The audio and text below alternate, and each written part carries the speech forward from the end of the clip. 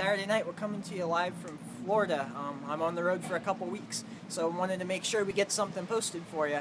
If you've been following us along, we just finished the book of Judges and are moving into the book of Ruth. So tonight it's all about Ruth. So I encourage you to read the story, 4 chapters, and we're just going to give the highlights tonight. So the story opens with Naomi.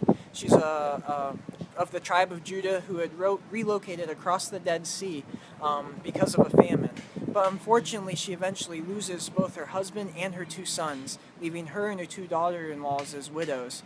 So she decides to move back to her hometown of Bethlehem and tells her 2 daughter-in-laws to return to their parents so that they can hopefully remarry. One of the daughter-in-laws says her goodbyes and moves home. The other, whose name was Ruth, decides to move back to Israel with her and to adopt the Jewish faith as her own.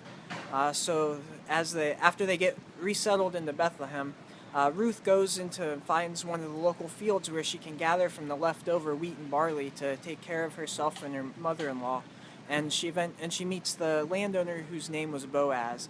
Now Boaz turns out to be one of her husband's relatives, and in that time there was an old custom where a childless widow could essentially be redeemed by marrying a close relative of her late husband. So Boaz turns out to be the closest eligible man for the job. So they eventually fall in love, get married, and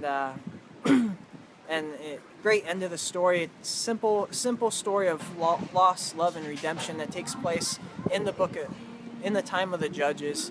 But the significance here is that Ruth becomes the great-grandmother of King David and even an ancestor of Jesus himself.